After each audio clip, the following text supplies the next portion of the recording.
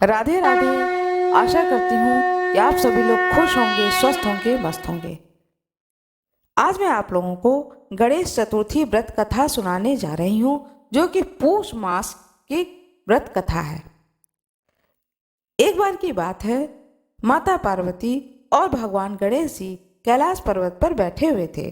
तब माता पार्वती ने भगवान गणेश से पूछा कि हे लंबोदर, हे पुत्र, ये बताओ कि पूष मास में तुम्हारी पूजा, भगवान गणेश की पूजा किस तरह से करनी चाहिए, और जो भी भक्त तुम्हारी पूजा व्रत करते हैं उनको क्या भोजन ग्रहण करना चाहिए, और पूजा व्रत का संपूर्ण विधान कृपया संक्षेप में बताएं, जिससे कि आपके भक्त को गणेश चतुर्थी व्रत का पूर्ण लाभ प्राप्त हो सके। भगवान गणेश अपनी माता से कहते हैं, हे माँ, पौष मास की चतुर्थी विघ्न विनाशनी होती है। उसमें लंबोदर नामक गणेश की पूजा करनी चाहिए। और पूजा का विधान यह है कि उस दिन जो व्रती होता है वह दिन भर शांत भाव से निराहार रह करके व्रत करे, दिन में ना सोए, ब्रह्मचर्य का पालन करे, रात्रि में पूजन करे, पूजन के पश्चात ब्राह्मण को भोजन कराए, और दूध निर्मित यानी दूध में निर्मित खीर में शुद्ध घी मिला करके भगवान गणेश का गणेश मंत्र से हवन करे।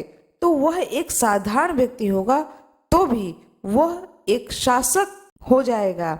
इस तरह से मैं उस पर प्रसन्न हो जाऊंगा और उसे सामान्य व्यक्ति से एक शासक अर्थात राजा बना दूंगा। ऐसा भगवान गणेश ने स्वयं अपनी मां पार्वती से बताया। इस संबंध में भगवान गणेश ने वरदान दिया अपने भक्तों को कि जो कोई भी इस विधि से मेरी पूजा करेगा और हवन करेगा, उसके जीवन के सारे विघ्नों को हर करके और मैं उसे सामान्य व्यक्ति से एक शासक बना दूंगा। अब मैं आपको एक प्राचीन कथा, भगवान गणेश की कथा सुनाने जा रही हूँ। एक बार की बात है, रावण ने सभी देवताओं को जब जीत लिया तो वह मद में अपने गर्व में अंधा हो गया और अपने मदांत में उसने कुछ भी विचार नहीं किया। उसने रास्ते में देखा कि बाली नामक एक बानर जो है वह संध्या कर रहा है। उसने सोचा कि लाओ इसे मैं पीछे से जाकर के पकड़ लेता हूँ, और वह गया बानर को पकड़ने के लिए। वह एक साधारण बानर नहीं था, वह किष्किंधा नगरी का बलशाली बाली नाम का राजा था। बाली ने जब देखा कि रावण मेरे ऊपर आक्रमण कर रहा है और वह मुझे पकड़ना चाहता है, तो बाली ने रावण से युद्ध किया। भयंकर युद्ध हुआ बाली और रावण में, और फिर बाली ने रावण को अपनी कांख में दबाए हुए आकाश मार्ग द्वारा किष्किंधा नगरी में अपने राज्य में लेकर के रावण को आ गया, और रावण को बंदी बना करके अपने पुत्र अंगद को खेलने के लिए खिलौने के रूप में दे दिया। रावण के गले में रस्सी बांध करके अंगद ने उसे पूरे नगर में घुमाना शुरू कर दिया।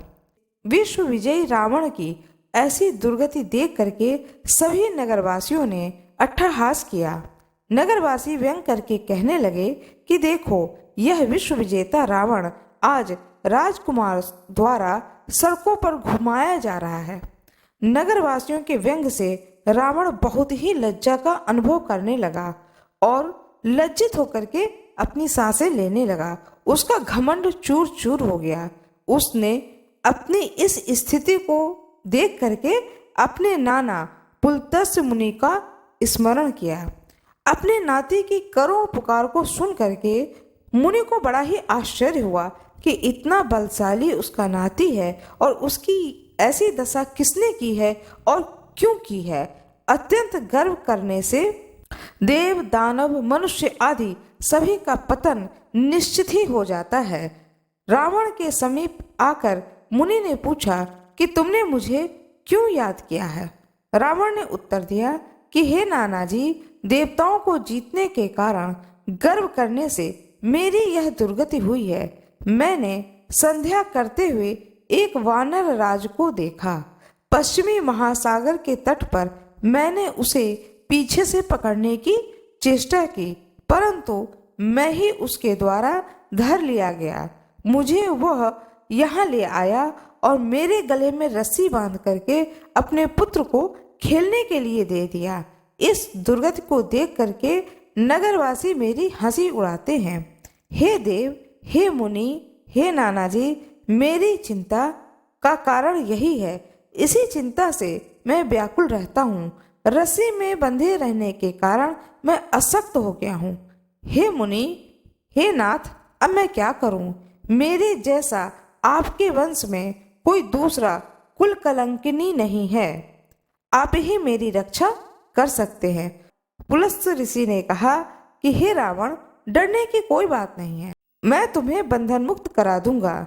यह बाली देवराज इंद्र के वीर से उत्पन्न हुआ है और पराक्रम में तुमसे बढ़कर है। इसकी मृत्यु महाराज दशरथ के पुत्र श्री राम के हाथों होगी। हे राक्षस राज, यदि तुम बाली के बंधन से छूटना चाहते हो तो मेरी बात मान करके संकट नाशक गणेश जी का व्रत करो। प्राचीन काल में व्रतासुर की हत्या के प्रायश्चित स्वरूप स्वयं इंद्र ने इस व्रत को किया था। इसलिए तुम भी इस संकट नाशक व्रत को करो। बहुत शीघ्र ही तुम्हारे दुख और क्लेश दूर हो जाएंगे। इस प्रकार के सलाह को दे करके ब्रह्म ऋषि वन में चले गए। इधर रावण ने व्रत का अनुष्ठान किया। हे देवी, हे माता, इस व्रत के प्रभाव से रावण तत्काल ही बंधन रहित हो गया और सुखपूर्वक अपने राज्य को वापस चला गया और लंका में अपने राज्य को चलाने लगा। भगवान श्री कृष्ण कहते हैं कि हे युधिष्ठिर, आप भी इस व्रत को कीजिए।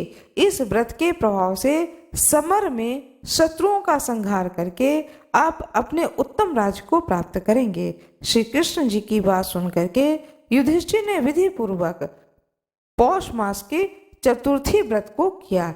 इस व्रत के प्रभाव से उन्होंने अपने राज्य को दोबारा फिर से प्राप्त किया और सुखपूर्वक अपने राज्य का शासन किया।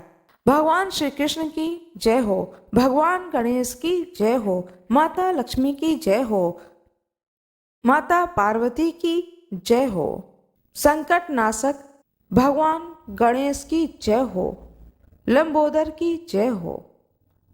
कथा सुनने वाले की और कथा सुनाने वाले की सभी संकटों को भगवान गणेश अवश्य ही दूर करें। आप लोगों को यह कथा अच्छी लगी हो तो कृपया वीडियो को लाइक जरूर कर दीजिएगा, चैनल को सब्सक्राइब कर दीजिएगा, बेल आइकन अवश्य ही दबा दीजिएगा। आप सभी लोगों का बहुत बहुत धन्यवाद।